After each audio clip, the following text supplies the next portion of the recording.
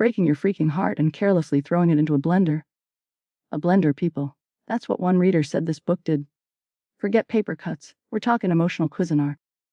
Please, while the reader response seems disproportionately visceral, starting with vulgarity and kitchen appliance metaphors, is hardly conducive to... Conducive to what? Boredom. This is Heartbook Radio, not nap time. We're talking Changing the Game by Bella Matthews, or Was It Worth the Risk? Making a Mind, author. Anyway, it's about a girl, Carrie's, who falls for her brother's best friend, Cooper, who's a Navy SEAL, okay? Then their parents get married, boom. Instant step, siblings doing the horizontal tango. For the record, they developed feelings before the parental union, a nuance you consistently overlook, much like you overlooked the obvious allegorical failings in... Oh my God, are we bringing up Twilight again? Nobody cares about your defense of sparkling vampires. This is Navy SEALs and forbidden love. Readers are basically throwing themselves at his fictional feet. He's protective, possessive. Ah, possessive, the charming euphemism for controlling behavior often romanticized in this genre. Let's not gloss over that. But the real character indictment falls upon Carys Murphy. What? No, she's just complicated.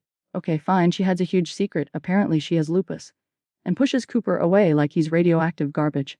Reminds me of my neighbor Carol after she backed into my recycling bin, all denial and avoidance. Comparing a potentially debilitating autoimmune disease diagnosis to minor property damage is reductive, even for you. Carys' self-sabotage is textbook, hiding the illness, the emotional withdrawal. It's a desperate, albeit frustrating, attempt at control in a situation where she feels powerless. Clinically fascinating, narratively infuriating. Clinically fascinating. Readers want to kip him. He worships you, you idiot. And Cooper. Oh, Cooper. This guy apparently says good bro enough times to make a nun blush. Is that hot or just weirdly paternal? Discuss. It's infantilizing language masquerading as affection, obviously. But the readers seem enamored, swooniest hero ever, indescribable perfection. It sets an unrealistic, frankly dangerous precedent for relationship expectations. Perfection is a myth, unlike the perfection of, say, meticulously structured prose, which this... Prose, schmoes. Did you see the bit about Emerson and Link, Cooper's SEAL buddy and Carys' bestie? Something awful happens to them. Readers are heartbroken. See? Subplot tragedy. It's got layers. Like a really messed up onion. And apparently Carys' brother Aiden is super overprotective. And some people named Natalie and Murphy are annoying. A family drama central. Thanksgiving must be wild. Past the gravy, stepbro, I'm secretly banging. The potential for excruciating social awkwardness is perhaps the most realistic element here, but the core question remains, beyond the manufactured drama and the spice, is this book actually any good? Good. It made someone write, Dear Bella Matthews, why don't you just shoot me in heart and get over with it? That's not good, that's literary assault.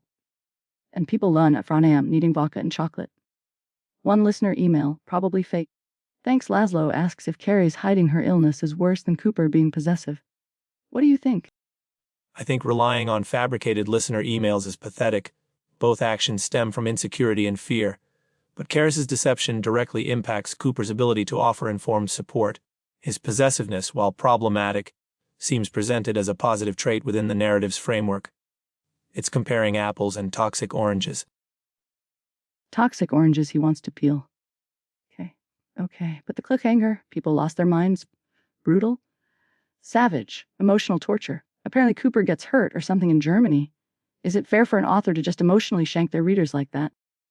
It's a blatant commercial tactic designed to compel purchase of the sequel. Artistically questionable, economically shrewd. It transforms readers from participants in a story to hostages of a marketing strategy. Hostages who are loving the abuse. One review just said, 5 stars plus 1 million more stars. Another admitted wanting to kick Carys. People are having vivid dreams about this book. When was the last time Middlemarch gave someone vivid dreams? Unless it was about falling asleep.